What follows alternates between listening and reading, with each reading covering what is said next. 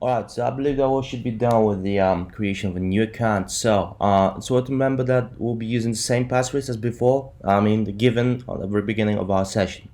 Alright, the next question that might appear is, well, what next? Obviously, we'll have to go with the same routine with the SSH configuration.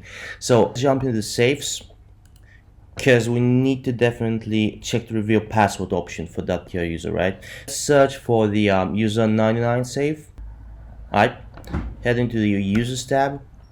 Okay, PAM user 99 key icon is not checked, so please check it then, and save changes. Next thing, and I believe the most important thing that we'll be dealing with right now, is the user 99 Windows Server modification. We need to enter. So let's go into the accounts, user 99 Windows Server, and as you may remember, with the initial configuration of SSH changes, we've been also assigning a different policy. So we're going to do that like right now to not forget about that. And as before, we need to add a new password changer, right? So please select the add password changer button at the bottom.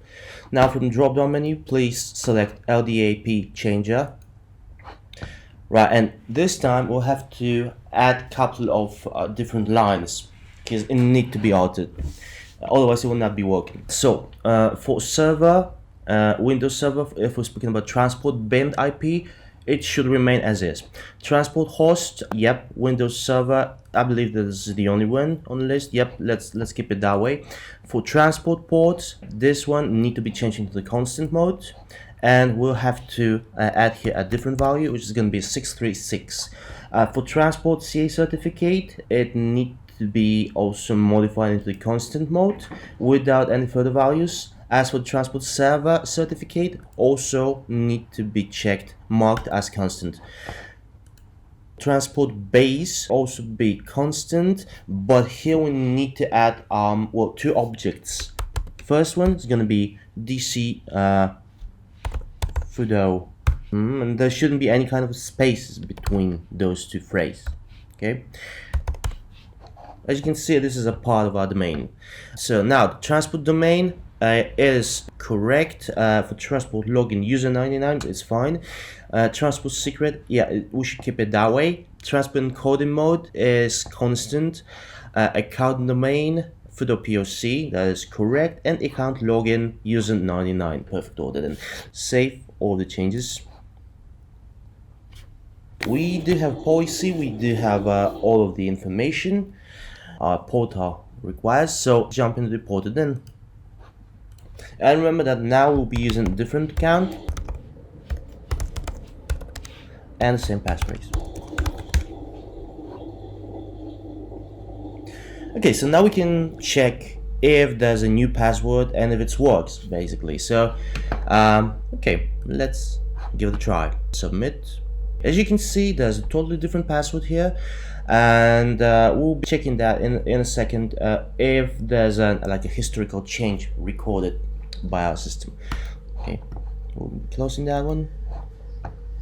Okay, was the end change performed? Yeah, that was an initial one. Exactly, that's the old one. Same thing with the Windows Server.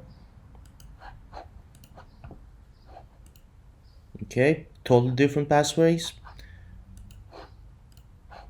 Speaking about the changes, there was a single change from the original one to the new. The only thing that we need to do now is to confirm if a connection has been established. So we'll be using the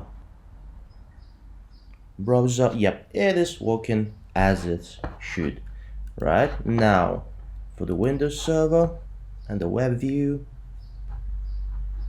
and okay, RDP is also running smoothly. Okay, closing then. Right, and basically that will be it. And just a matter of a side note at the very end, please note that all the exercises we've prepared were for the admin role. So in case of any kind of concerns, let's say that way, you will have to change role to super admin. That will give you an ability to check event logs. And with any other questions or concerns, you can always mail us at presales@fudosecurity.com or contact our support help desk team. Well, thank you for your time. I'm hoping that you enjoy this short training. And yeah, well, talk to you soon probably. Thank you.